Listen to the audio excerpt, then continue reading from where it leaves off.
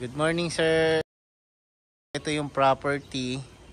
Okay, so ito pa lang yung updated construction ng house. So ito yung hanggang dito yung property niya, sir. Ayan.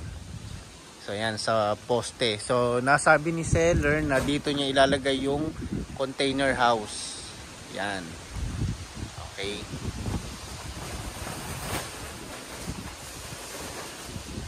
So dito yung magiging harap ng unit. So yung car garage nandito and yung isang car garage nandito naman. Ayan. So pasukin natin yung buo ng unit.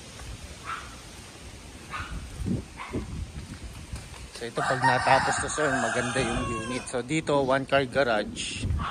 Ayan, so meron siyang ito yung harap. So meron kayong mini garden dito. So ito.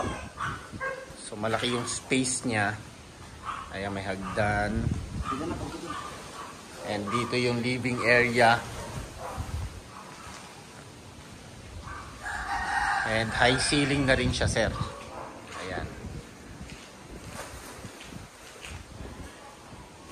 And dito naman, ito yung dining and kitchen area. So tingnan muna natin itong space na to. So yan. So proceed tayo dito sa area na to. So dito naman yung isang car garage. And dito yung dining and kitchen.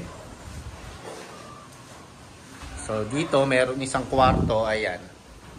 So malaking space ng kwarto dito sa baba. And dito may tignan natin. Ayun, may setback kayo rito, sir. So nandito yung laundry area. And meron pang isang kuan dito, toilet and bath. So medyo madilim. So nandito naman yung maid's room. Ito po. Ayan, maid's room.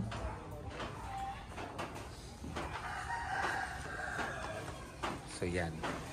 So dito, sir, hinahanap nyo, nandito yung pantry area. So malaki naman yung space. Ayan po. Nandito yung kitchen area. Okay, so proceed tayo sa taas. So dito yata, sir, yung pantry area. Ayan. So kaya tayo, sir, sa may taas. Ay, bago tayo makiat, dito muna tayo. So meron pang isang CR dito, ayan. And ito yung space kanina. So diretso yan dito sa may car garage. Okay tayo.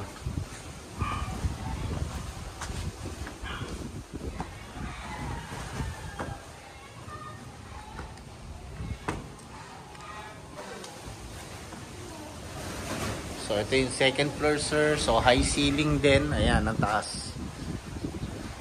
So dito yung family area.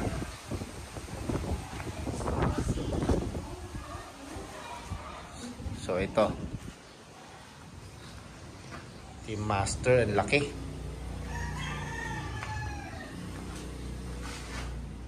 Master bedroom. And then dito yung walk-in closet. Ay, CR pala to, sir. CR. Ayan.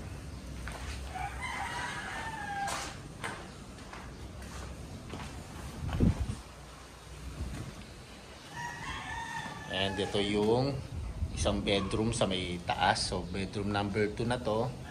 So, may nakita tayong bedroom sa may baba. Bedroom 1. Ito yung bedroom number 2. Ito yung 3. So, yan. So, ito naman yung common toilet and bath. Yan. So, balik. Ito yung master bedroom, sir. Yung malaking kwarto. Okay. So, ayan. Ito po yung high ceiling niya. So ang ganda nito, sir, kapag nagawa to at natapos.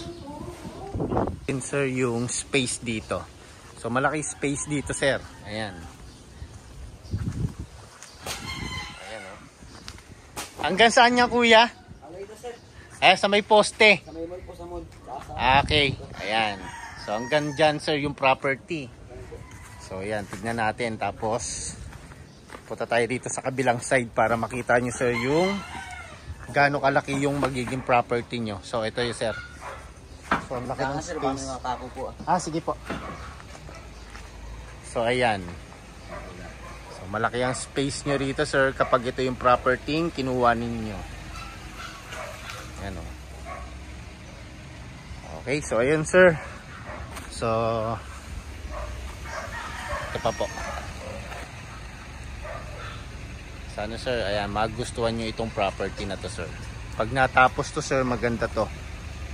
Ang laki ng space ng house nyo and malaki rin yung space ng lote nyo sir.